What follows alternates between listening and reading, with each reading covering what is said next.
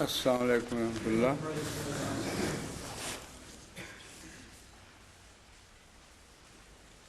ایک خط مولوی دوستوں صاحب کا میرے سامنے پڑا ہوا ہے۔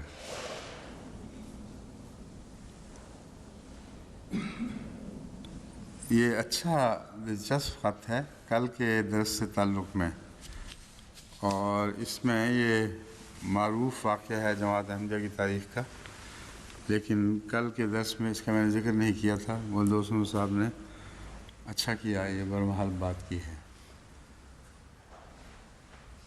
شمس العلماء سید ممتاز علی صاحب، ولادت 1860 اور وفات 1935۔ یہ بہت چوٹی کے مشہور پاکستان اور ہندوستان کے علماء میں سے ہیں۔ شمس العلماء سید ممتاز علی کا نام پورے بلندی ہند میں عزت سے یاد کیا جاتا تھا۔ شدی کی تحریک کے دوران ان کو خیال آیا کہ جو سب سے زیادہ کامیاب کام کر رہا ہے اس کی مدد ہونی چاہیے۔ چنانچہ ان کی اپنے ہاتھ کی لکھی ہوئی تحریر ہے۔ تحقیقات سے معلوم ہوا ہے کہ تبلیغ کے کام میں سب سے زیادہ کامیابی احمدی مبلغوں کو ہوئی ہے۔ اس لیے میں نے چاہا کہ تہذیبی بہنوں کو اعتراض نہ ہو۔ تہذیب النسواں یہ رسالہ نکالا کرتے تھے، تو وہ ان میں سے کسی ایک مبلغ کا خرچ اپنے ذمہ لے لیں۔ تہذیب النسواں میں جو شریک بہنیں تھیں جو خریدا کرتی تھیں اس کو، وہ اپنے ذمہ لے لیں۔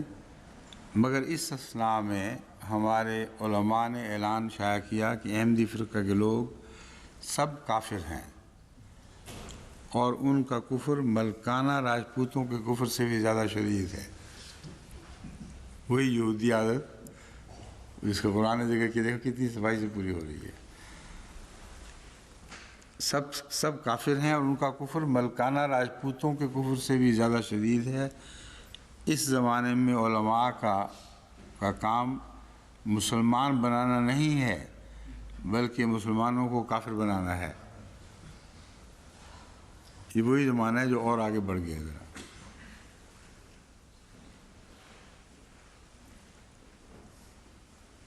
مجھے یقین ہے کہ دنیا میں ایک بھی ایسا مسلمان نہ ہوگا جس کے متعلق سب علماء دین بالاتفاق یہ کہہ سکیں کہ واقعی یہ ٹھیک مسلمان ہے۔ ہمارے علماء سے جسے چاہو کافر بنوا لو، لیکن اگر ان سے چاہو کہ چند کافروں کو مسلمان بنا دو تو یہ کام ان سے نہیں ہو سکتا۔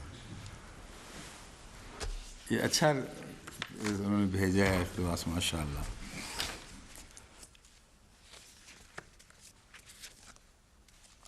اب سورہ النساء کی آیت 58 ہے۔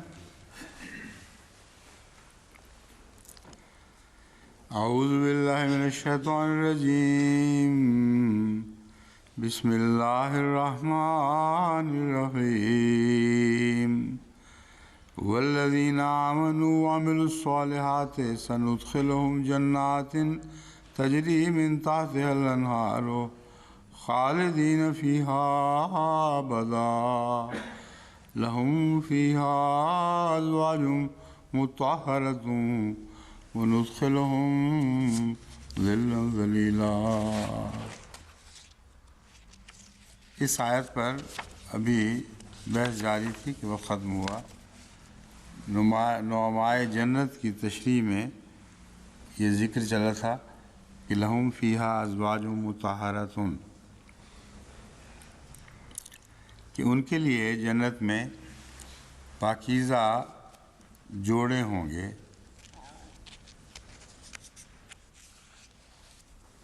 مطہرۃ سے کیا مراد ہے؟ اس پر یہ جو مختلف علماء نے روشنی ڈالی ہے یا سایہ ڈالا ہے وہ یہ ہے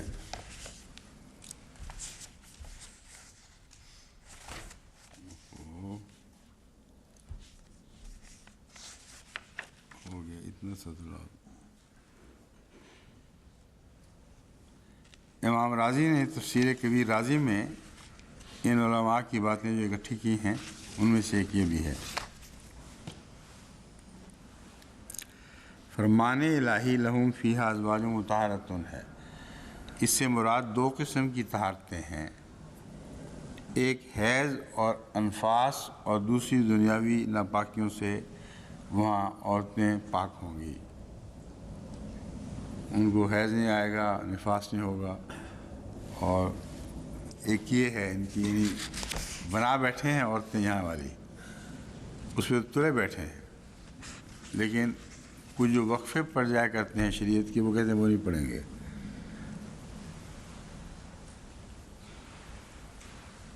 اس کی مثال سورہ بقرہ کی دوسری آیت سے لیتے ہیں، لہم فیہا ازواج مطہرۃ وہم فیہا خالدون۔ تو یہ خلود کی جو حالت ہے نا ان کی میاں بیوی کے تعلقات کی، یہ ہے مطہرہ۔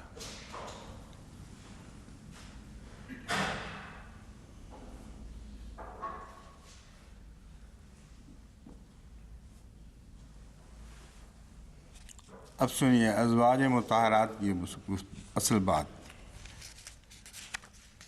لفظ زوج جو ہے یہ خواہ مرد کے لیے بھی استعمال ہوتا ہے اور عورت کے لیے بھی استعمال ہوتا ہے۔ وَخَلَقْنَا مِن كُلِّ شَيْءٍ زَوْجَيْنِ، آیت کون سی ہے؟ ہاں، مِن كُلِّ شَيْءٍ خَلَقْنَا زَوْجَيْنِ، ہم نے ہر چیز میں سے زوجین بنائے ہیں۔ اب پھولوں میں بھی دیکھو تو نر مادہ ہیں، اور اکثر جو جانور ملتے ہیں زوجین ان میں نر اور مادہ دونوں ملتے ہیں، ان میں سے ہر ایک کو زوج کہا جاتا ہے۔ اس لیے زوج سے مراد کوئی ایک مکمل چیز کے دو آدھے ٹکڑے کر دیے جائیں تو ایک دوسرے سے جو پوری طرح انطباق کرے گا اس کو زوج کہیں گے۔ تو نر اور مادہ کا تصور جو یہاں ملتا ہے اس میں زوج دونوں کے لیے برابر استعمال ہوتا ہے۔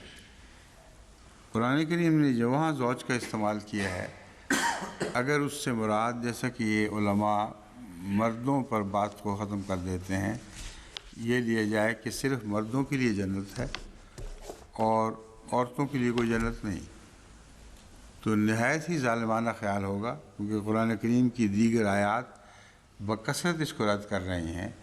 عورتوں اور مردوں دونوں کے لیے جنت ہے، تو مرد تو ان عورتوں کے ساتھ ٹھہریں گے جن کو خون نہیں آئے گا، نفاس نہیں ہوگا، عورتیں کہاں جائیں گی؟ ان کے لیے کوئی جنت نہیں۔ یہ سوال پیدا ہوتا ہے۔ دراصل یہ محض ناسمجھی ہے، وہ سمجھتے ہیں اس دنیا میں جو کچھ ہم انسانی تعلقات پاتے ہیں ویسے ہی وہاں ہوں گے۔ یہ بالکل جھوٹ اور لغو خیال ہے۔ مودودی صاحب کی جو تفسیر قرآن ہے اس میں یہاں تک لکھا ہوا ہے کہ غیر مسلم بچیاں جو بڑی ہو جائیں گی وہ جنت میں تو جا نہیں سکیں گی، ان کا دین اسلام نہیں تھا، اور جہنم میں پھینکی نہیں جا سکتی کیونکہ جرم نہیں کوئی کیا، اور مسلمانوں کو ان سے کچھ فائدہ بھی اٹھانا چاہیے۔ تو کہتے ہیں کہ جنت سے باہر باغات ہوں گے جن میں وہ جوان لڑکیاں پلیں گی اور جب مولانا مودودی یا ان کے پیروکاروں کو خواہش ہوئی تو کچھ دیر کے لیے جنت سے باہر جا کر اپنی حاجات پوری کرایا کریں گے۔ یہ ان لوگوں کا قرآن ہے، یہ ان لوگوں کی تفسیریں ہیں، ان کو ضبط نہیں کیا جاتا۔ ان سے ضبط کرتے ہیں تو تفسیر صغیر کرتے ہیں، تفسیر کبیر کرتے ہیں۔ حد سے زیادہ دشمنی ہے اور حد سے زیادہ حماقت ہے، یہ اس میں پل رہے ہیں ان جنتوں میں، کیونکہ اگر یہ ہماری کتابیں مان لیں تو ان جنتوں سے چھٹکارا ہو جائے گا ان کا، کہ جائیں گے کہاں بیچارے۔ اس لیے ان کی تفسیروں میں یہ بات شامل ہے کہ زوج سے مراد مرد ہے صرف، اور اس کو وہ عورتیں مہیا ہوں گی جن کو یہ کچھ نہیں ہوگا۔ اب ظاہر بات ہے کہ یہاں والی عورتیں ان کے ذہن میں نہیں ہے کہ وہاں جا کر وہ اس قسم کی عورتیں بن جائیں گی جن کی حیض بند ہو جائیں گے۔ یہ تو قطعی بات ہے، ان کے ذہن میں یہ بات نہیں ہے کہ یہاں کی عورتیں، اب ان عورتوں کی جنت کہاں گئی جو یہاں بیچاری روزے رکھتی، پاکیزگیاں اختیار کرتی، اللہ کے نام پر اپنی فروج کی حفاظت کرتی، دن رات درود پڑھتی، وہ کہاں جائیں گی؟ اصل بات یہی ہے کہ جو میں نے پہلے کئی دفعہ بیان کی ہے کہ یہ مرد اور عورت کا تصور روح کے ساتھ وابستہ نہیں ہے۔ روح کے لیے حوالے تو ملتے ہیں مگر مرد کے حوالے، لیکن ساتھ ہی قرآن کریم میں یہ وضاحت ہے کہ روحوں کی جنس نہیں ہے، لیکن ان کی طرف اشارہ مذکر میں کیا جاتا ہے، یہ بتانے کے لیے کہ روحوں میں کوئی ایسی کمزوری نہیں ہے کہ جس کے اوپر دوسرا جوڑا غالب آئے۔ مرد اور عورت مؤنث اور مذکر اور مؤنث میں یہاں یہی منظر نظر آتا ہے کہ مذکر غالب ہوتا ہے اور مؤنث مغلوب ہوتی ہے۔ قرآن کریم کی روح سے روح کے ساتھ اس لیے مذکر کا حوالہ دیا جاتا ہے کہ اس میں اس قسم کی کمزوری کی طرف خیال نہ جائے، لیکن سب روحیں ایک ہی ہو جائیں گی اور ایسی حالت میں اٹھائی جائیں گی کہ ان میں آپ پہچان نہیں کر سکیں گے۔ پہچان ان معنوں میں نہیں کر سکیں گے کہ یہ نہیں پہچان سکیں گے کہ دنیا میں یہی چیزیں تھیں، کلیتاً تبدیلی ہو جائے گی، ایسی تبدیلی کہ انسانی ذہن تصور بھی نہیں کر سکتا کہ خود کس صورت میں اٹھایا جائے گا، اور جس صورت میں بھی اٹھایا جائے گا وہ اپنے آپ کو پہچان نہیں سکے گا اس صورت میں، سوائے اس کے کہ اللہ اس کو شعور بخشے تب وہ اپنے آپ کو پہچانے گا۔ ایسی صورت میں جنت میں سب روحیں یکساں اپنے مقابل پر کچھ لذت کی سامان پائیں گی، اور وہ لذت کے سامان جنسی نہیں ہوں گے بلکہ روحانی ہوں گے۔ یہ وہ مضمون ہے جس کو نہ سمجھنے کے نتیجے میں انہوں نے جنت کا حلیہ ہی بگاڑ دیا، ایسی جنت بنا دی کہ کوئی نیک آدمی اس میں جانا پسند نہیں کرے گا۔ ان کی عورتیں تو پتہ نہیں کہاں پھینکی گئی ہیں، ان کی محبتیں یہاں کی کہاں چلی جائیں گی، ان کے تعلقات کے تقاضے چاہتے ہیں ان کی بہنیں، ان کی مائیں، ان کی بیویاں ان سے ملے وہاں جا کے، لیکن ان کی جنت میں تو ان کا نشان ہی نہیں۔ تو اپنے تعلق والوں سے محرومی کا نام جہنم ہے، انہوں نے عنوان غلط لگا دیے ہیں۔ اب اگلی آیت، اعوذ باللہ من الشیطان الرجیم، بسم اللہ الرحمن الرحیم، ان اللہ یامرکم ان تؤدوا الامانات الی اہلہا وَإِذَا حَكَمْتُمْ بَيْنَ النَّاسِ أَن تَحْكُمُوا بِالْعَدْلِ إِنَّ اللَّهَ نِعِمَّ مَا يَعِظُكُم بِهِ إِنَّ اللَّهَ كَانَ سَمِيعًا بَصِيرًا۔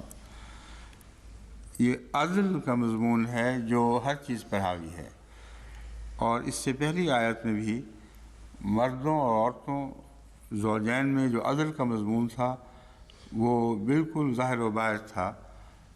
جو خدا قرآن کی اس دنیا میں عدل پہ اتنا زور دیتا ہے، کیسے ممکن ہے کہ وہ اس دنیا میں عدل کے تقاضوں کو بھلا دے گا اور نیکوں میں تمیز کرے گا مرد کون ہے اور عورت کون ہے۔ بس یہ آیت بہت برمحل ہے کیونکہ عدل ہی کا مضمون ہے جو چل رہا ہے، اور اس میں تمام دنیاوی امور اور اسلامی حکومتوں کو چلانے کا ایک ایسا محکم اصول بیان فرمایا گیا ہے جس میں کوئی اشتباہ نہیں ہے، اس سے کسی قسم کی غلطی کا سوال ہی پیدا نہیں ہوتا۔ یہ وہ مضمون ہے جس کو میں نے ہمیشہ غیر مسلموں کے سامنے اسلامی حکومت کے نام پر رکھا ہے اور ان سے پوچھا ہے کہ بتاؤ اس سے بہتر حکومت کا کیا تصور رکھتے ہو، اور آج تک ایک بھی ایسا نہیں جس نے اس مضمون سے بہتر حکومت کا تصور پیش کیا ہو۔ اس میں ڈیموکریسی کا ایک بیان ہے، لیکن ڈیموکریسی اکیلی طرز حکومت نہیں ہے۔ ڈیموکریسی کے بیان کے بعد اللہ تعالیٰ فرماتا ہے اس طرح چاہو تو اپنی حکومتیں بناؤ، اس میں تمہارے مشورے شامل ہوں، تمہاری رائیں درست ہوں، لیکن بعض شرطوں کے ساتھ۔ تمہاری ڈیموکریسی میں پارٹی بازیاں ہیں، تم پارٹی کی خاطر ووٹ دیتے ہو، لیکن اسلامک ڈیموکریسی میں کوئی پارٹی بازی نہیں۔ وہاں جب بھی ووٹ دینا ہوگا عدل کے طور پر دینا ہوگا، اور جس کی امانت ہے اس کے سپرد کرنی ہوگی۔ یہ لفظی ترجمہ یہ ہے، اللہ تمہیں حکم دیتا ہے کہ امانتیں ان کے اہلوں کے سپرد کیا کرو۔ وَإِذَا حَكَمْتُمْ بَيْنَ النَّاسِ، اسی امانت کے نتیجے میں اگر تمہیں حکومت حاصل ہو جائے، امانتیں ان کے اہلوں کو دو جو بھی امانت کا بوجھ برداشت کرنے کی طاقت رکھتے ہیں۔ پھر اذا حکمتم بین الناس، اگر تمہیں لوگوں پر حکومت کا اختیار حاصل ہو جائے، ان تحکموا بالعدل، تو کس نے تمہیں ووٹ دیا تھا کس نے نہیں دیا تھا اس کو بھلا دو، تحکموا بالعدل، پھر محض عدل کی وجہ سے ووٹ دو، عدل کے نام پر حکومت کرو۔ ان اللہ نعم ما یعظکم بہ، اللہ بہت ہی اچھا ہے نصیحت کرنے والا۔ ان اللہ کان سمیعا بصیرا، اور اللہ تعالیٰ بہت سننے والا اور بہت دیکھنے والا ہے۔ سورہ النساء آیت 49۔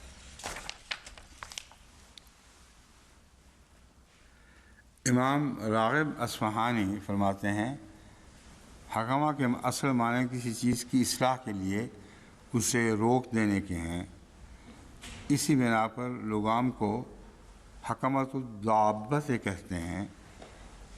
یعنی لغام چونکہ سواری کو بے سرپا بھاگنے اور ادھر ادھر حرکت کرنے سے، راستے سے ہٹ کر ادھر ادھر جانے سے روکتی ہے، اس لیے اس کو حکم کہتے ہیں۔ تو حکم وہ چیز ہے جو کسی کو عین راہ راست پہ چلائے، اور جیسا کہ سواری کو لغام راہ راست پہ چلاتی ہے، اس لیے لغام کو بھی حکمہ کہتے ہیں۔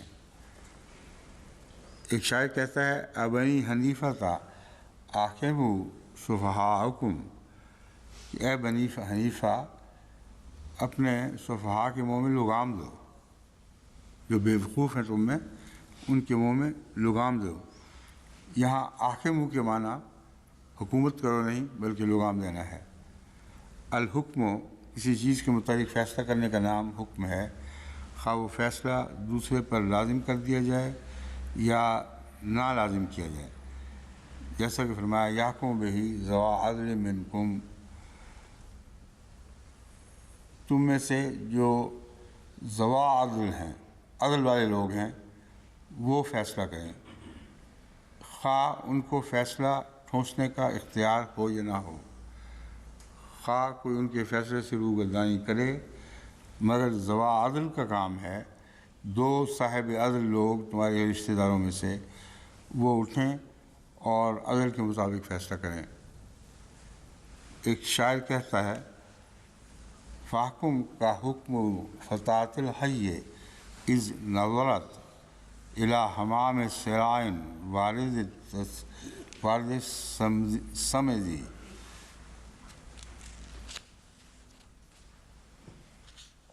اس نوجوان عورت کی طرح عدل سے فیصلہ کرو، اس نوجوان عورت کی طرح عدل سے فیصلہ کرو جس سے پانی پر وارد ہونے والے کبوتروں کی ٹکڑی کو دیکھ کر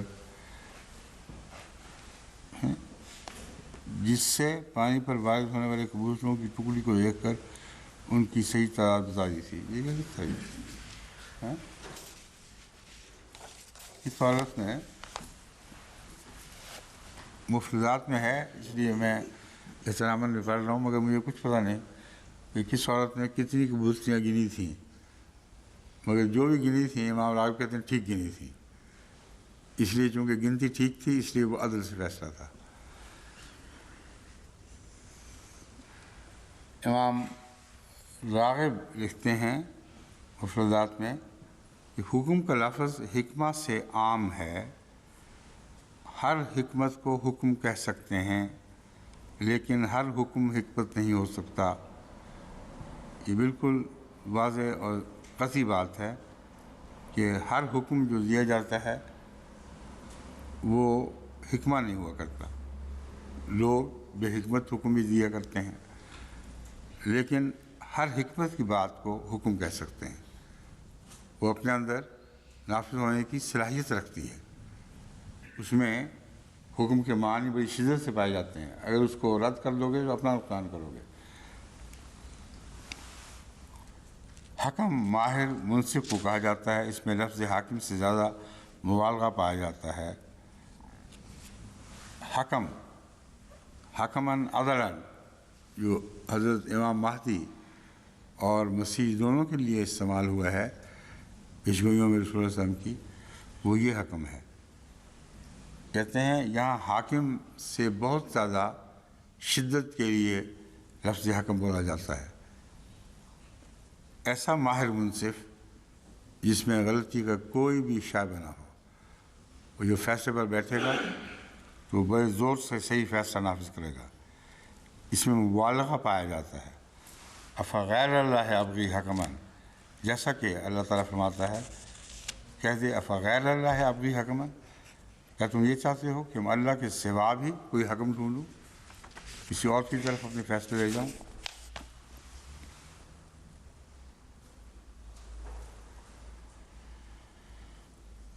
اب عدل کی بحث میں امام راغب لکھتے ہیں عدل کے معنی برابر برابر حصے کرنا ہے. ایسے انصاف سے کاٹو کہ دونوں حصے برابر ہو جائیں اور سر منہ بھی فرق نہ ہو. یعنی جس کا جو حق ہے اسے ویسا ہی دے دو. بس حق کی تقسیم کے وقت عدل کا مضمون اٹھتا ہے. جب بھی حق تقسیم کیے جائیں گے وہاں عدل سے کام لینا ضروری ہے. اور یہ اسلامی حکومت کی مرکزی حیثیت ہے. وہ کسی صورت بھی عدل سے نہیں ہٹے گی. کس نے اس حکومت کو نافذ کیا اس کو بھول جائے گی. حکومت کیسے چلائی جانی ہے وہ عدل ہے. جس کے حصہ جو آئے گا بین ہی اس کو اتنا حصہ دیا جائے گا. اسی لیے قرآن کریم اسی تعلق میں یہ فرماتا ہے وَلَا يَجْرِمَنَّكُمْ شَنَآنُ قَوْمٍ عَلَىٰ أَلَّا تَعْدِلُوا اعْدِلُوا هُوَ أَقْرَبُ لِلتَّقْوَىٰ. اے مسلمانوں جب تم حاکم بنائے جاؤ تو کسی قوم کی دشمنی بھی تمہیں اس بات پر آمادہ نہ کرے کہ تم عدل سے ہٹ جاؤ. اعْدِلُوا هُوَ أَقْرَبُ لِلتَّقْوَىٰ. حکومت تقویٰ سے کرنی ہے اور عدل کرو گے تو تقویٰ نصیب ہوگا ورنہ تقویٰ نصیب نہیں ہوگا.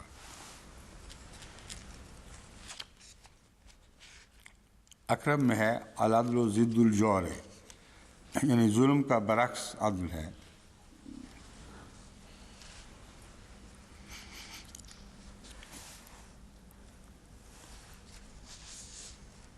آگے عرب کی عدل کی مختلف قسمیں ہیں مگر اس کی مرکزی حیثیت کو آپ نے پہچان لیا ہے کہ عدل کہتے کس کو ہیں.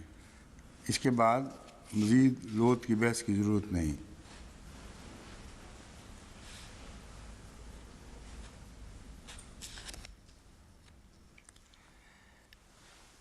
یعظکم کے متعلق المفردات میں لکھا ہے کہ یہاں یعظکم سے ایسی عام نصیحت مراد نہیں ہے کہ کرو یا نہ کرو. الواز کے معنی ایسی زجر و توبیخ کے ہیں جس میں خوف کی آمیزش ہو۔ خلیل نے اس کے یہ معنی کیے ہیں کہ خیر کا اس طرح تذکرہ کرنا جس سے دل میں رقت پیدا ہو۔ نعمہ یعظکم بہ، یہ اللہ تعالیٰ کے متعلق آتا ہے نا آخر پہ، ان اللہ نعمہ یعظکم بہ۔ اس میں کوئی یہ نہ سمجھے کہ اللہ بہت ہی اچھی نصیحت فرما رہا ہے، مانو تو مانو، نہیں تو بے شک نہ مانو، نصیحت ہی تو ہے۔ حضرت امام راغب فرماتے ہیں کہ واعظ کا جو حقیقی اصلی معنی ہے اس میں زجر اور توبیخ دونوں شامل ہیں، اس میں ڈانٹ بھی ہے، ڈپٹ ہے اور خوف دلایا جاتا ہے۔ خلیل اس لیے خلیل نے اس کے معنی کیے ہیں خیر کا تذکرہ اس طرح کرنا جس سے دل میں رقت پیدا ہو۔ معاف کرنا۔ اب امانت سے متعلق آیات اور احادیث۔ آیات میں تو انا عرضنا الامانۃ علی السماوات والارض والجبال فابین ان یحملنها واشفقن منها وحملها الانسان انه کان ظلوما جہولا۔ انا عرضنا الامانۃ علی السماوات، وہ کیا امانت ہے جس کا ذکر چل رہا ہے؟ امانت خدا تعالیٰ کی طرف سے دی ہوئی ایک ذمہ داری ہے جسے ہر حال میں انسان کو ادا کرنا ہے۔ اگر اس سے آپ روگردانی کریں گے تو اپنے پیدائش کا مقصد کھو بیٹھیں گے۔ الامانت سے مراد قرآن کریم ہے۔ انا عرضنا الامانۃ علی السماوات والارض، ہم نے اس امانت یعنی قرآن کریم کو آسمانوں اور زمین اور پہاڑوں کے سامنے پیش کیا۔ فابین ان یحملنها، انہوں نے انکار کر دیا اس بات سے کہ وہ اسے اٹھا لیں۔ اب ابینا میں تو بظاہر گستاخی پائی جاتی ہے کہ اللہ تعالیٰ نے پیش کیا، انہوں نے انکار کر دیا، مگر ابینا ان یحملنها واشفقن منها، انہوں نے اپنے آپ کو اس لائق نہیں سمجھا کہ وہ اس کا بوجھ اٹھا سکیں، اس سے وہ ڈر گئے۔ اس میں گستاخی نہیں بلکہ اپنی حیثیت کی جانچ ہے، اور اس حیثیت سے محمد رسول اللہ کے سوا کوئی دنیا میں ایسا نہیں تھا جو اس امانت کو اٹھا سکتا، اس لیے ان کا رکنا بظاہر انکار ہے مگر انکار برمحل ہے۔ وہ یہ صلاحیتیں ہی نہیں رکھتے تھے کہ قرآن کریم کی ذمہ داریاں ادا کر سکیں۔ فحملها الانسان وحملها الانسان، الانسان نے اس کو اٹھا لیا۔ کتنا عظیم الشان ایک، ہم تو خراج تحسین کہتے ہیں، اللہ کے لیے تو خراج نہیں کہا تھا لفظ، اس لیے اس سے بڑھ کر کسی انسان کی تعریف ممکن نہیں ہے کہ ایسی امانتیں جس کو سب نے رد کر دیا، بڑے بڑے بلند پایا لوگوں نے، دنیاوی لوگوں نے، دینی لوگوں نے، ہر ایک نے جو بڑے بڑے مناصب رکھتا تھا، جب اپنی پہچان کی تو اس امانت کو اٹھانے سے ڈر گئے اور پیچھے ہٹ گئے۔ مگر یہ امانت کسی نے اٹھانی تھی، کیونکہ اس امانت کی خاطر تو کائنات کو پیدا کیا گیا تھا۔ اس لیے حملها الانسان، محمد رسول اللہ نے آگے بڑھ کر اس کو اٹھا لیا۔ انہ کان ظلوما جہولا، اس معاملے میں، اس امانت کا حق ادا کرنے میں محمد رسول اللہ نے اپنی جان پہ بہت ظلم کیا۔ ظلم، اپنے نفس پر بے انتہا ظلم کرنے والا تھا یہ شخص۔ ہر بات جو اس قرآن کے تقاضے کے خلاف تھی اس کو رد کر دیا، اور اتنے عظیم الشان تقاضے ہیں اس میں انسانیت سے کہ ہر چیز کو قربان کرنا پڑتا ہے، اس لیے ظلم فرمایا ہے۔ اور جہولہ، عاقبت کی کوئی پرواہ نہیں کی۔ میں اپنے یعنی رسول اللہ صلی اللہ علیہ وسلم نے گویا یہ کہا کہ میں اپنے اوپر تمام وہ جائز چیزیں بھی حرام کر دیتا ہوں، یعنی ان سے باز رہوں گا جو ایک نمونہ بننے کے لیے میرے لیے ضروری ہیں۔ غیروں میں وہ چیزیں خوبیوں کے طور پر دکھائی دے سکتی تھیں، مگر جس نے قربانی کی ہے بنی نوع انسان کے ہر طبقے کے لیے، ہر نوع کے لیے قربانی کی ہے کہ وہ دیکھے کہ میں یہاں سے بھی قربانی کر سکتا ہوں اور وہاں سے بھی قربانی سے پیش آ سکتا ہوں، اس لیے میرے پیچھے لگ کر وہ قرآن کے سارے تقاضے پورے کر سکیں اور آگے آگے میرا نمونہ دیکھیں۔ اس معاملے میں جہولہ تھا، جو تکلیف نفس کو پہنچنی تھی وہ تو پہنچنی تھی، مگر پرواہ نہیں کی کہ کیا تکلیف پہنچتی ہے۔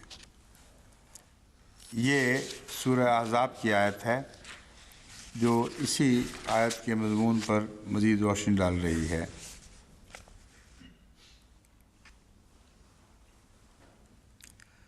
سورہ الانفال میں آیت 28 اسی مضمون امانت کو لیتی ہے۔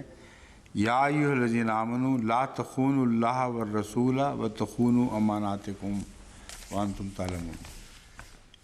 وہ نصیحت جو بظاہر نصیحت نظر آ رہی تھی، وہ ایک انتہائی پابند کرنے والی ایک ہدایت ہے، اور واعظ اسی ہدایت کو کہتے ہیں جو پابند کر دے۔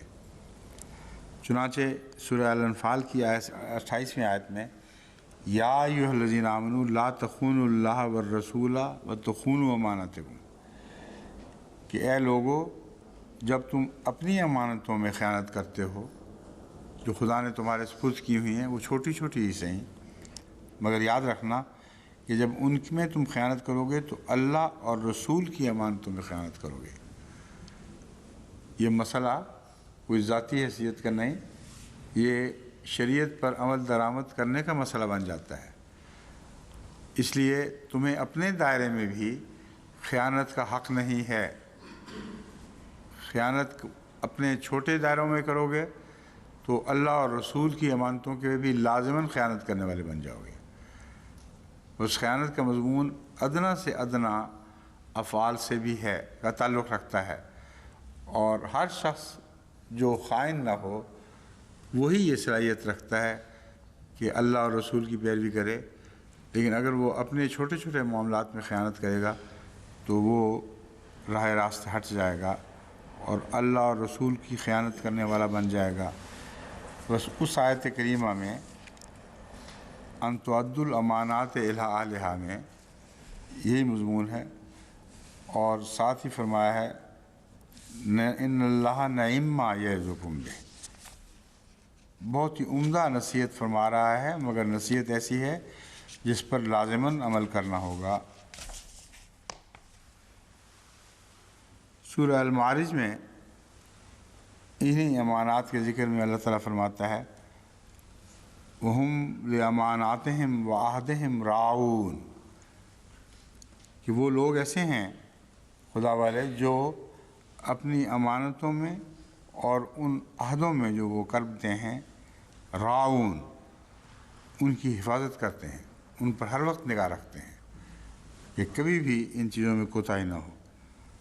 وَالَّذِينَ هُمْ بِشَهَادَاتِهِمْ قَائِمُونَ وَالَّذِينَ هُمْ عَلَىٰ صَلَاتِهِمْ يُحَافِظُونَ اولئک فی جنات مکرمون۔ اب درجہ بدرجہ امانتوں کے مضمون کو دینی امانتوں کی طرف پھیر دیا گیا ہے۔ دین کی امانتوں کا حق وہی ادا کرتے ہیں جو پہلے اپنی امانتوں کا حق ادا کرتے ہیں۔ دین کے عہدوں کی پابندی وہی لوگ کرتے ہیں جو پہلے اپنے عہدوں کی پابندی کرتے ہیں، اور یہی وہ لوگ ہیں ہم بشہاداتہم قائمون، جو اپنی گواہیوں پر ہمیشہ قائم رہتے ہیں۔ جب گواہیوں سے ہٹ جائیں کسی اثر کے نتیجے میں، آج ایک اثر پڑ گیا، کل دوسری حکومت کا اثر پڑ گیا، اور گواہیاں بدلتی رہیں، ان کے معنی بدلتے رہے، یہ لوگ امانت کا حق ادا کرنا نہیں جانتے۔ اور وہی لوگ جو شہادات میں پختہ ہوتے ہیں، ہم علی صلاتہم یحافظون، یہی وہ لوگ ہیں جو نمازوں پر بھی کی بھی حفاظت کرنے والے ہیں۔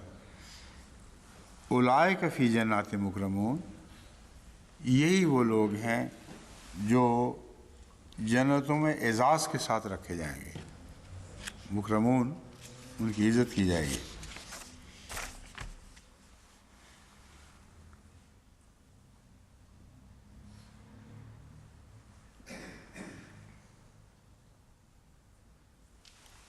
آگے ایک سفر کی آیت ہے جس میں ریحان و مقبوضہ وغیرہ کا ذکر ہے.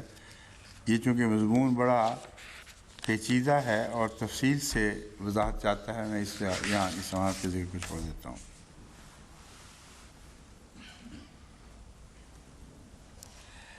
احادیث نبوی سے جب ہم اس مضمون کی وضاحت چاہتے ہیں تو یہ ایک ایسی حدیث ہے صحیح بخاری کی جو اس پر مزید روشنی ڈالتی ہے. حضرت ابو ہریرہ رضی اللہ تعالیٰ عنہ فرماتے ہیں کہ نبی صلی اللہ علیہ وآلہ وسلم نے فرمایا، جب امانت ضائع ہو جائے تو قیامت کا انتظار کرنا.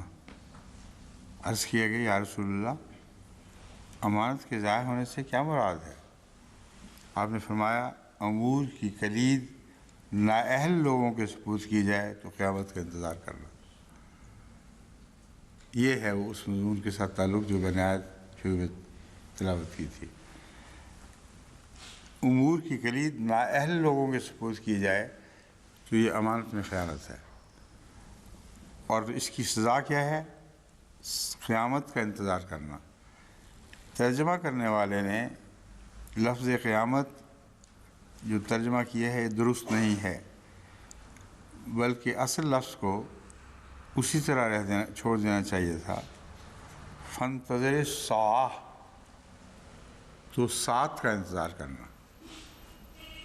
اب قیامت کے ساتھ چونکہ غلط تصورات باندھے گئے ہیں اور قیامت کے ساتھ ایک دم زمین کا الٹ پلٹ ہو جانا ہمارے ذہن میں ابھرتا ہے، اس لیے قیامت کے اگرچہ دوسرے معانی بھی ہیں، مگر یہاں ساتھ کا قیامت ترجمہ کرنے سے ساری حدیث کا مضمون الٹ پلٹ ہو جائے گا. اور اسی غلطی کی وجہ سے بہت سے مسلمان علماء نے ٹھوکر کھائی اور انہوں نے سمجھا کہ مسیح کے ساتھ چونکہ ساتھ مقدر ہے، اس لیے ادھر مسیح آئے اور ادھر قیامت آ جائے گی، سب کچھ اکھڑ پکڑ جائے گا، سب دنیا میں مٹ ہو جائے گی. حالانکہ مسیح کے ساتھ قرآن کریم میں وَإِنَّهُ لَعِلْمٌ لِلسَّاعَةِ فرمایا گیا ہے. مسیح ساتھ کی نشانی ہے، اس قیامت کے نہیں جو علماء سمجھتے ہیں. اور ساتھ کی سب سے پہلی نشانی کون تھا؟ حضرت صلی اللہ علیہ وسلم. اقتربت الساعۃ وانشق القمر، آپ نے انگلی اٹھائی تھی تو اس وقت قیامت الساعہ قریب تھی، تو وہ ساعہ قریب ہوتے ہوئے اتنی دور کیسے ہٹ گئی کہ 1300-1400 سال گزر گئے، نہ مسیح آئے نہ وہ ساتھ آئے. اس لیے قرآن کریم کے ساتھ جب بھی یہ لوگ اپنی بے سمجھی کے ساتھ کھیلیں کرتے ہیں تو اس کے حقیقی مضمون کو کھو دیتے ہیں. بس یہاں یاد رکھیں کہ ساتھ کی بحث ہو رہی ہے. حضرت مسیح ساتھ کی نشانی ہے، حضرت صلی اللہ علیہ وسلم ساتھ کی نشانی تھے. ان دو نبیوں کے سوا سارے قرآن کریم میں کسی اور نبی کو ساتھ کی نشانی قرار نہیں دی گئی. کتنا مضمون کھل جاتا ہے. یعنی اول محمد رسول اللہ صلی اللہ علیہ وسلم، پھر آپ کے نقش قدم پر آنے والا وہ مسیح جس نے دنیا میں ضرور نازل ہونا ہے، اور وہ اسی ساتھ کا اعلان کرے گا جس ساتھ کو رسول اللہ صلی اللہ علیہ وسلم نے شروع کیا تھا. یعنی نمایاں تبدیلیاں، اور ہمیشہ ایسی نمایاں تبدیلیوں سے پہلے ایک منفی ساتھ بھی رونما ہو جایا کرتی ہے. جب کہ دنیا ظلم اور جور سے بھر جاتی ہے، اس کا نام بھی ساتھ ہے، اور اس ساتھ کی طرف اس حدیث میں اشارہ موجود ہے، بالکل واضح کھلا ذکر موجود ہے. یعنی ہوگی تو وہ ساتھ، لیکن قیامت نہیں ہوگی ان معنوں میں.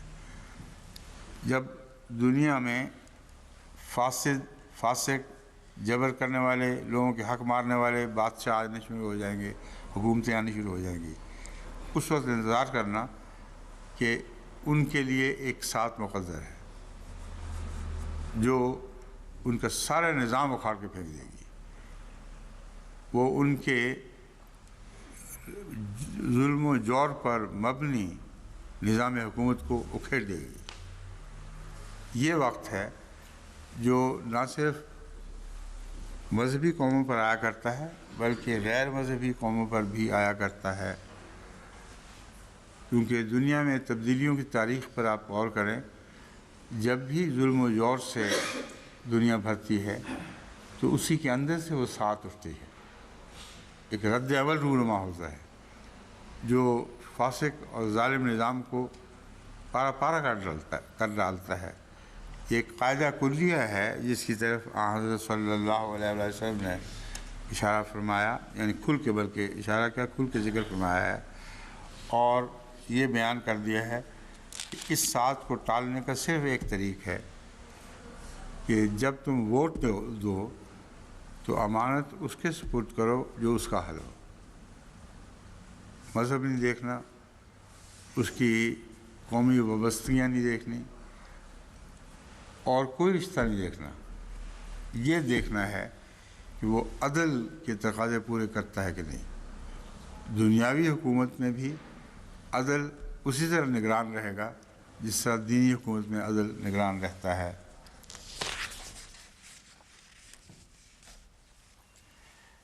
اب مسلم کتاب الزکوٰۃ باب امر الخازن للامین والمرأۃ اذا تصدقت من بیت، اس میں ایک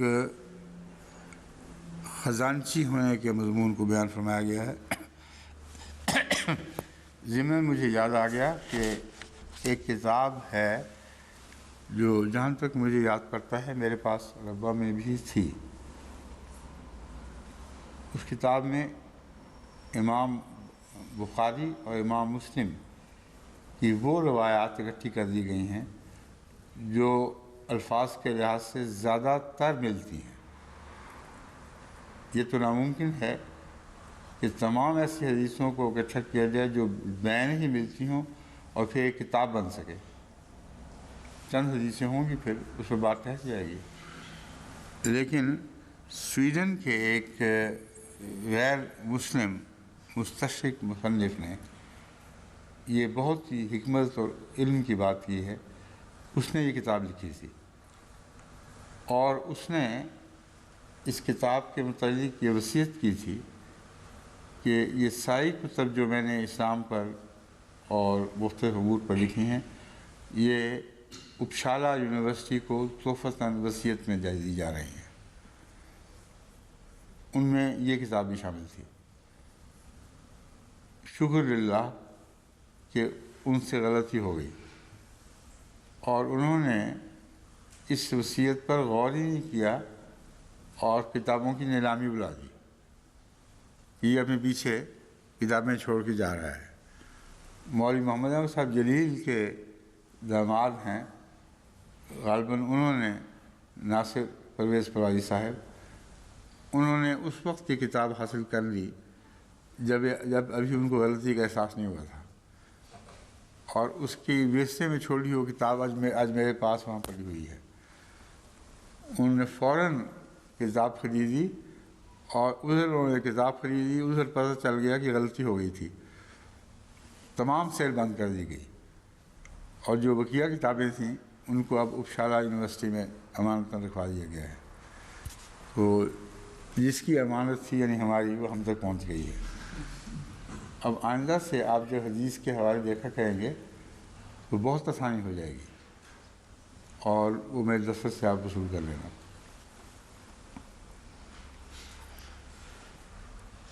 یعنی یہ امانت میں خیانت نہیں ہوئی بلکہ امانت کا حق ادا کر ہوئے۔ تؤد الامانات الی اہلہا۔ حضرت ابو موسیٰ اشعری سے روایت ہے کہ حضرت صلی اللہ علیہ وآلہ وسلم نے فرمایا کہ صحیح مسلمان امین اور امین خزانچی وہ ہے جسے جو حکم دیا جاتا ہے اسے صحیح صحیح نافذ کرتا ہے، اور جسے کچھ دینے کا حکم دیا جاتا ہے اسے پوری بشاشت اور خوش دلی کے ساتھ اس کا حق سمجھتے ہوئے دیتا ہے، تو ایسا شخص بھی عملاً صدقہ دینے والے کی طرح صدقہ دینے والا شمار ہوگا۔ اس حدیث میں ہمارے لیے ایک کوثر بہا دیا گیا ہے۔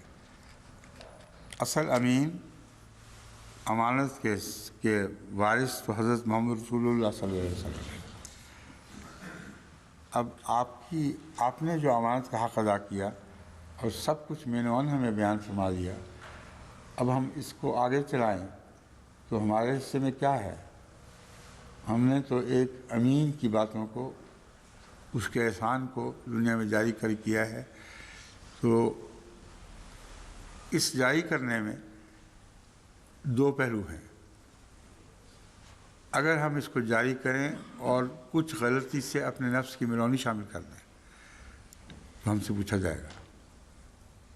یعنی جس طرح حضرت صلی اللہ علیہ وآلہ وسلم اللہ کے حضور امین ٹھہرے ہیں، آپ کا ہر متبع اپنے دائرۂ عمل میں اسی طرح امین ٹھہرتا ہے، اور امانت کا حق تب ادا کرے گا اگر وہ، جیسا کہ حضور صلی اللہ علیہ وآلہ وسلم نے احتیاط کے ساتھ نوک پلک کو درست رکھتے ہوئے پیغام ہمیں پہنچایا ہے، اگر وہ ہم آگے پہنچائیں گے تو یہ محمد رسول اللہ کی امانت کا حق ادا کرنے والے بندوں میں کرنے والے ہوں گے۔ اگر اس حق میں غلطی ہوئی تو عمر بھر کے لیے وہ غلطی ہم پر لعنت ڈالتی رہے گی۔ یہ حدیث اس مضمون پر روشنی ڈالتی ہے، اور حضرت صلی اللہ علیہ وآلہ وسلم نے ایک دوسرے موقع پر نوکر کی مثال بھی دی ہے۔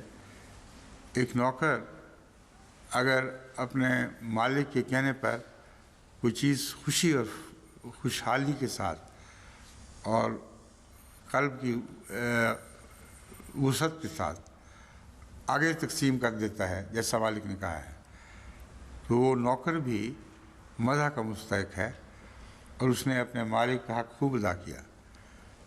لیکن اگر کوئی نوکر خسیس ہو، اس کا دل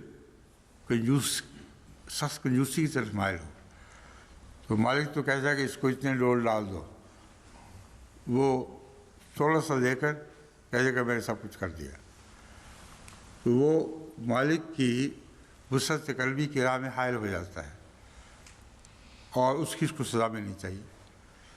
بس یہ حدیث ہم سب کو ایک ایسا خزانچی بنا رہی ہے جس نے محمد رسول اللہ علیہ وسلم کے جاری کردہ خزانوں کو کی امانت کا حق ادا کرنا ہے۔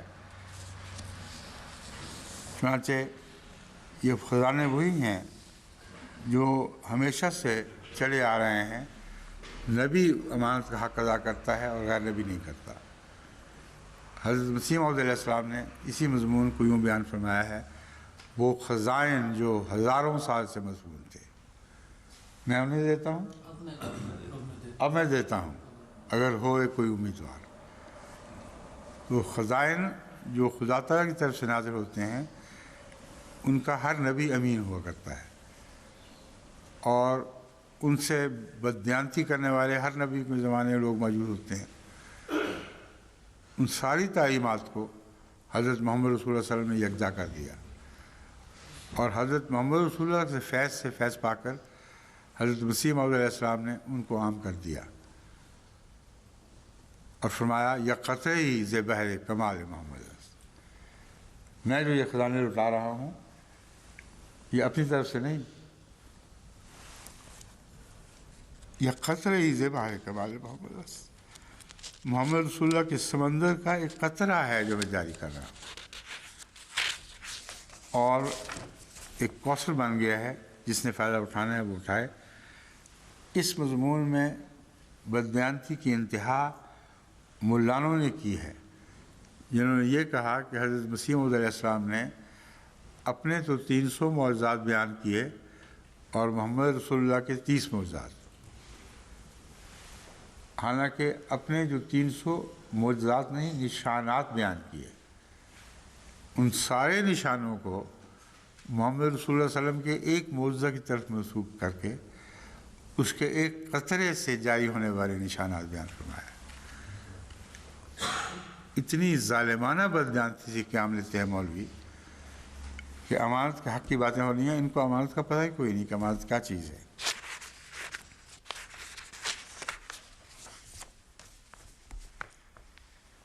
شان نزول میں بھی کچھ باتیں ہیں.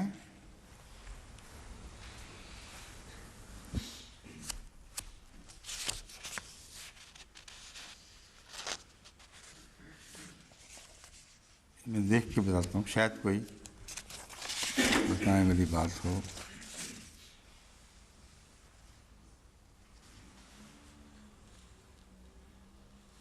ایک روایت تو میرا خیال پہلے گزر چکی ہے جو میں نے بیان کی ہے کہ وہ سردار جس کے سپرد خانہ کعبہ کی ایک چابیاں تھیں، حضرت صلی اللہ علیہ وآلہ وسلم نے اسی کو چابی دینے کے لیے چنا. لیکن اس آیت کا مصداق وہ نہیں ہے. اتنی عظیم شان آیت جو تمام جہان پر حاوی ہو اور رہتی دنیا تک جس پر عمل درآمد ہو، اس کی شان نزول یہ بیان کر رہے ہیں کہ اس شخص کے متعلق نازل ہوئی تھی. یہ قرآن کریم سے بہت بڑی زیادتی کی جا رہی ہے. الامانت جس کا حق ادا وہ محمد رسول اللہ ہے جو حق ادا کرنے والے ہیں، اور ان حقوق میں سے ایک چھوٹا سا حق تھا فردی انفرادی جو آپ نے پورا کر دیا.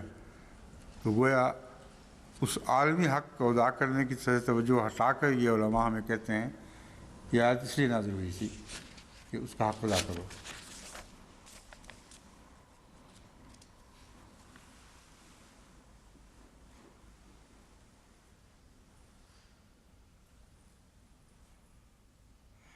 یہ علامہ واجدی صاحب نے یہ شان نزول کا نقطہ بیان کر کے پھر آگے لکھا ہے،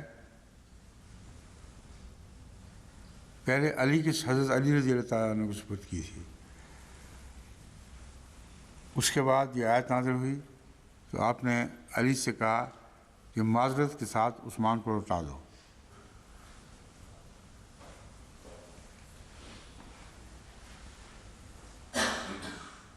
اس پر عثمان نے کہا کہ علی پہلے تو تم نے بڑی زیادتی کی تھی. یہ سارے علامہ واجدی کے قصے ہیں، کوئی بھی حقیقت نہیں. کہتے ہیں آخر عثمان نے کہا اشہد ان محمد رسول اللہ. اس نے ابھی ایمان نہیں قبول، ابھی رسول اللہ صلی اللہ علیہ وسلم پر وہ ایمان نہیں لایا تھا، اس کے نتیجے میں ایمان لایا. تب جبرائیل علیہ السلام آئے اور فرمایا کہ جب تک بیت اللہ رہے گا اس کی چابی اور خدمت کا انتظام اولاد عثمان کے پاس رہے گا. چنانچہ آج تک ایسا ہی ہے.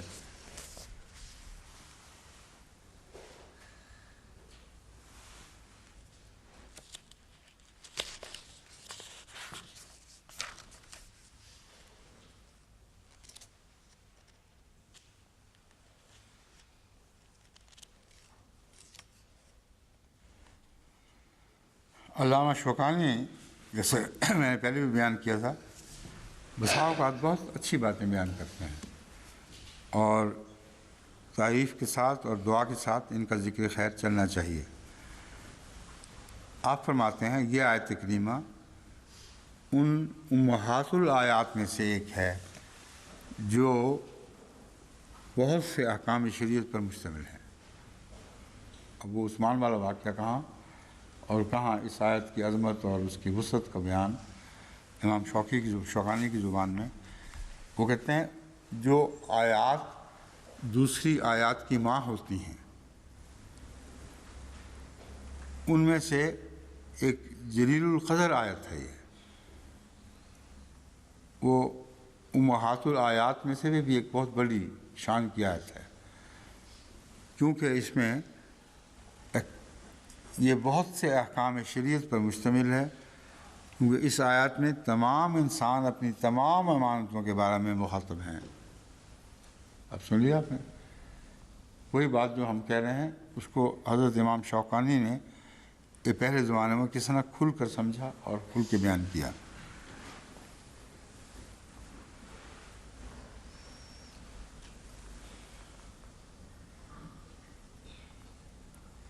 اور پھر تین علماء کا ذکر کرتے ہوئے فرماتے ہیں ان کے نزدیک مسلمان حکام مخاطب ہیں، لیکن علامہ کے نزدیک صرف حکام مخاطب نہیں بلکہ تمام دنیا کے مسلمان اپنے اپنے دائرۂ امانت میں پوچھے جائیں گے، اور یہ وہ سب اس میں مخاطب ہیں۔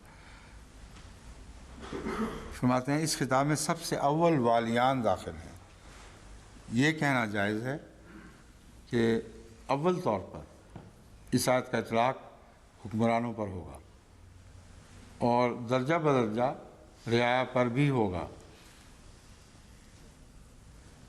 وہ حدیث زبانی یاد ہے آپ کو، کلکم رائن وکلکم مسئول عن رعیتہ، یہی ہے نا، یہ وہ مضمون ہے۔ حضرت صلی اللہ علیہ وسلم فرماتے ہیں کہ تم میں سے ہر ایک گردریہ ہے۔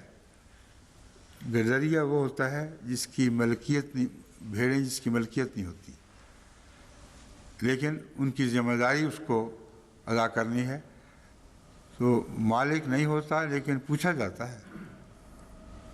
فرمایا کہ تم، پھر آگے تفصیل ہے کہ ہر خامن اپنے بیوی کا اسی طرح گردریہ ہے، ہر بیوی آگے اپنے بچوں کی گردریہ ہے۔ درجہ بدرجہ ہر انسان کی جو بھی حیثیت ہے اس کو بیان کر کے حضرت صلی اللہ علیہ وسلم فرماتے ہیں کہ یہ چیزیں تمہاری ملکیت نہیں ہیں، ملکیت خدا کی ہیں، تمہارے سپرد امانت دی گئی ہیں، بس تمہارا تو صرف اتنا کام ہے کہ جواب دہی کے لیے تیار رہو، ضرور پوچھا جائے گا، ہر شخص امین ہے، اور حضرت صلی اللہ علیہ وسلم ان سب پر امین ہے۔ بس آپ جب بھی پیغام دیا کرتے تھے فرماتے تھے کہ میں نے اپنی بات کو واضح کر دیا، فَلْيَشْهَدْ مِنْكُمْ فَلْيُبَلِّغْ شَاهِدُ الْغَائِبَ۔ بس جب وہ پوری طرح بات سمجھ کر اقرار کیا کرتا تھا کہ ہاں یا رسول اللہ، اس وقت فرمایا کرتے تھے اب تم میرے امین بن گئے ہو، جو حاضر ہے وہ غائب کو یہ پیغام پہنچا دے۔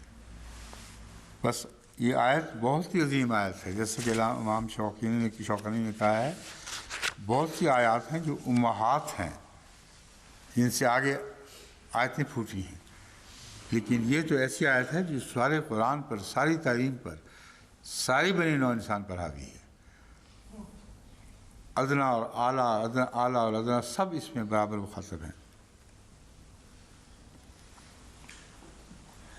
علامہ طبرسی اس میں لکھتے ہیں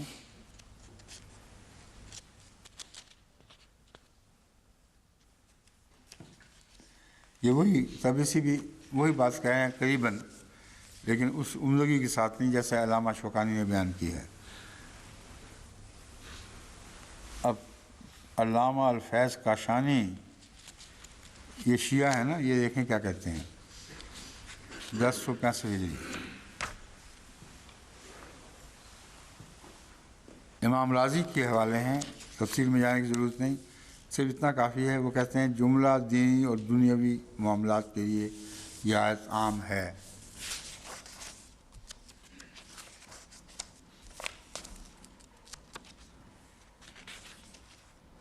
تفسیر کبیر راضی میں یہ لکھا ہوا ہے، امانت عظیم الشان عمل صالح ہے، یعنی امانت محض ایک عام نیکی نہیں، بلکہ اس آیت میں لفظ امانت ان معنوں میں استعمال ہوا ہے کہ وہ بہت عظیم الشان عمل صالح ہے، اور مومنوں نے امانت کا مرتبہ رسول اللہ صلی اللہ علیہ وسلم کے پیچھے چل کر بلند تر کر دیا ہے۔ وہ ہر کام جو ان سے متوقع ہے اس کو بہترین طور پر ادا کرتے ہیں، تو یہ امانت کا حق ادا ہوتا ہے۔ آسانہ والی آیت جو ہے اس میں یہی مضمون ہے کہ وہ لوگ ہیں جو احکام میں سے آسن پر عمل کرتے ہیں۔ ہے نا ذہن میں آیت، بعد میں نکالیں چھوڑیں، یعنی یہ قصدی طور پر آیت موجود ہے جس میں مومنوں کی شان یہ بیان فرمائی گئی ہے۔ عباد الرحمن کون لوگ ہیں؟ وہ لوگ ہیں جو جب ان کو کچھ مخاطب کر کے کہا جاتا ہے تو اس میں سے آسن پر عمل کرتے ہیں، کیوں حافظ صاحب یاد آ گیا؟ کچھ یاد آ رہا ہے آپ کو، ہے نا، کیونکہ آپ نے مسکرانا شروع کر دیا۔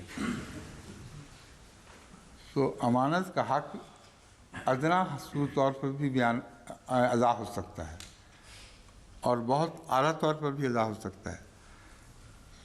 تو مومنوں کی شان قرآن کریم میں یہ بیان فرمائی ہے جو اللہ کے عباد ہیں، جو اعلیٰ درجے کے مومن ہیں، ان کو جب کچھ کہا جاتا ہے تو اس میں سے احسن کی پیروی کرتے ہیں، یعنی حکم کی مختلف صورتیں ہوا کرتی ہیں، ادنا بھی کر لو تو گزارا ہو جاتا ہے، مگر بہت ہی اچھے طریقے پر سب سے اعلیٰ درجے پر عمل کیا جائے تو اس کو احسن کہتے ہیں۔ اور اللہ کا احسان یہ ہے کہ ہمارے معاملات میں سے جو ہم بد بھی کرتے ہیں اور برے بھی کرتے ہیں، جن بندوں کو بخشے گا ان کے احسن اعمال کو لے لے گا اور بد اعمال کو چھوڑ دے گا۔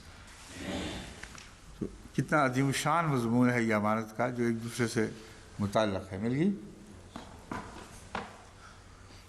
کیوں جناب؟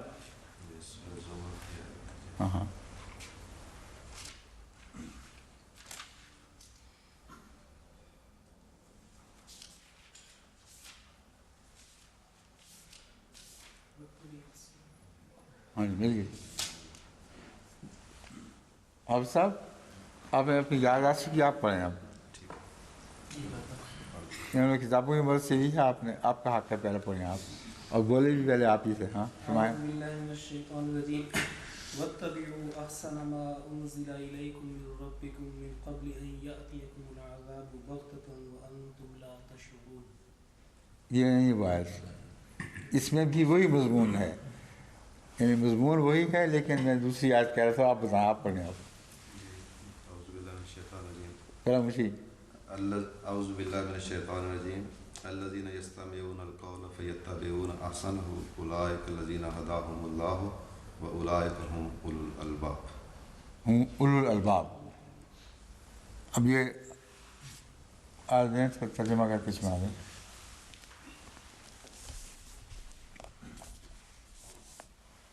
اس آیت میں ایک لفظ اولو الالباب استعمال ہوا ہے، جس کے لیے ہمیں ضمنی طور پر تھوڑا سا مین تفصیل سے ہٹ کر وہاں جانا پڑے گا، کیونکہ یہ بہت سی اعلیٰ بات ہے جو بیان ہو رہی ہے۔ کہاں ہے یہ وہ آیت؟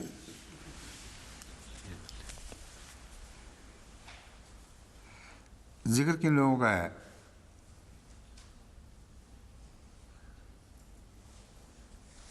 والذین اجتنبوا الطاغوت ان یعبدوها وانابوا الی اللہ لہم البشریٰ فبشر عباد۔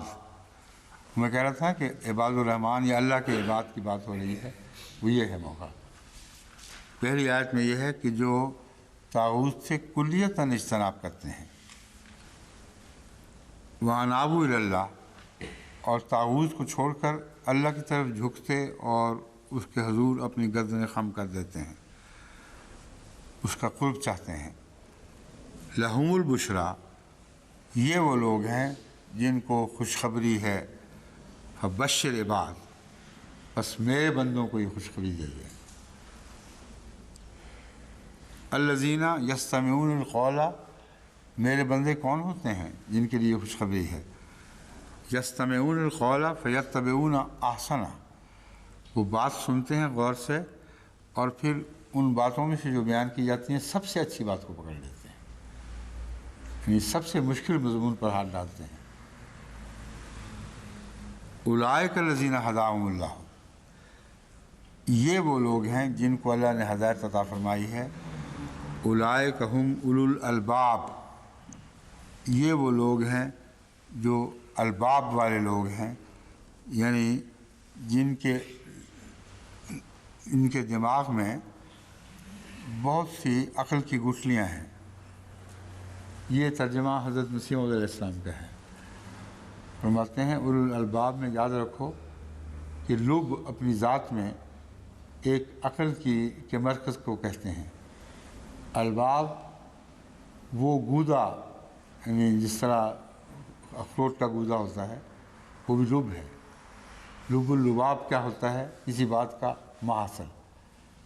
آپ نے فرمایا ہے کہ اس قسم کا ایک گودا نہیں مومنوں کے دماغ میں، اس قسم کے بکثرت گوزے ہیں، اور ان گوزوں کی کثرت کی وجہ سے وہ جس مضمون پر بھی غور کرتے ہیں، جس کروٹ بھی غور کرتے ہیں، حقیقت حال کو پا جاتے ہیں۔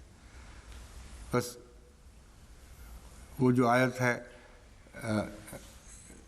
ان الذین ان فی خلق السماوات والارض واختلاف اللیل والنہار لآیات لأولی الالباب، وہ آیات اس لیے ہیں کہ کائنات میں جتنی بھی چیزیں ہیں ان میں سے ہر ایک کے لیے ایک لب مومن کے دماغ میں موجود ہے، اور وہ آیات کو اس لب کے ذریعے حل کرتا ہے، جو لب نہیں ہے الباب ہیں۔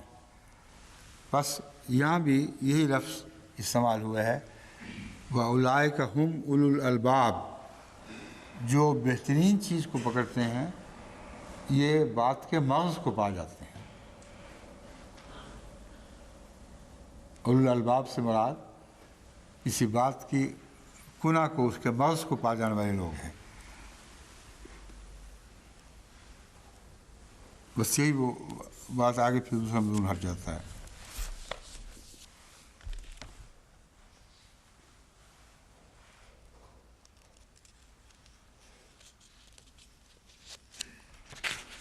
امام ابو الفضا کی تفسیر ہے، اس کی ضرورت نہیں ہے کیونکہ اب اٹھا رہے ہیں اس کو۔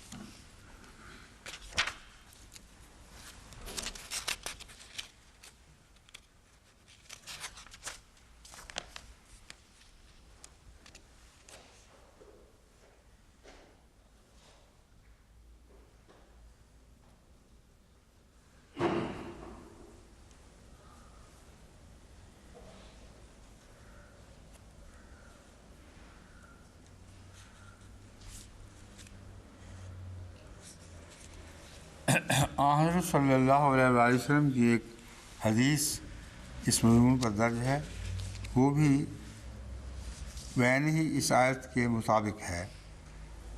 فرمایا ادی الامانۃ الی من ائتمنک، جو شخص بھی تمہارے سپرد امانت کرتا ہے اس کی امانت کا حق ادا کرو، یعنی ڈیموکریسی بھی ہو یا دوسرے معاملات ہوں، جب اس نے اپنا ووٹ تمہیں دے دیا اور یہ یقین رکھا کہ تم اس کے حقوق کا خیال رکھو گے، تو اس نے اپنی طرف سے بہترین شخص کے سپرد اپنی امانت کر دی۔ بس تمہارا فرض ہے کہ ان تؤدوا الامانات الی اہلھا، تم اہلوں کو امانت کا حق سپرد کرو، وہ اس حق کو لوٹائیں گے اور امانت میں خیانت نہ کرنے والے ہوں گے، کیونکہ چنتے وقت تمہیں یہ خیال رکھنا ہوگا کہ اس کو امانت سپرد کرو جو امانت واپس کرنا جانتا ہو۔ لیکن اگر یہ لوگ خیانت کر رہے ہوں جنہوں نے تمہیں چنا ہے، تو کیا تمہیں بھی خیانت کا حق ہوگا؟ کیوں ڈاکٹر تو کہتے ہیں نہیں ہوگا، کیوں نہیں ہوگا؟ ٹٹ فار ٹیٹ نہیں، وہ خیانت کریں اور آپ کو جواباً خیانت کا حق نہیں۔ وہ اس آیت کریمہ میں اور اس سے ملتی جلتی آیات میں مضمون واضح ہے کہ اگر یہ تم سے ظلم بھی کریں تو تم ان پر ظلم نہیں کرو گے، تو وہ حق چھین لیا گیا ہے کہ خیانت کے بدلے ان سے خیانت سے پیش آؤ۔ یہ جو معاملہ ہے خیانت کے بدلے خیانت سے پیش آنا، یہ بعض اور صورتوں میں جائز بھی ہے، اور ان صورتوں کو واضح کرنا ضروری ہے کیونکہ حضرت صلی اللہ علیہ وآلہ وسلم کا اس سے تعلق ہے۔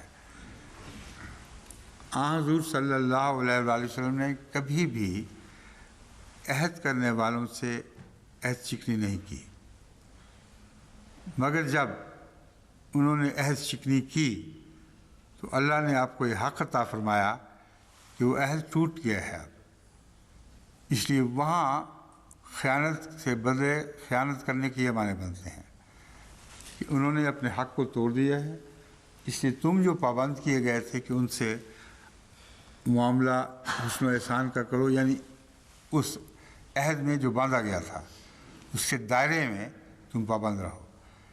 یہاں عدل عام کا ذکر نہیں ہے، اس لیے بعض لوگوں کو غلط فہمی ہوگی اگر وہ حدیثیں پڑھیں گے تو کہیں گے یہاں کچھ اور ہے وہاں کچھ اور ہے. وہاں ہرگز عدل عام کی بات نہیں ہو رہی.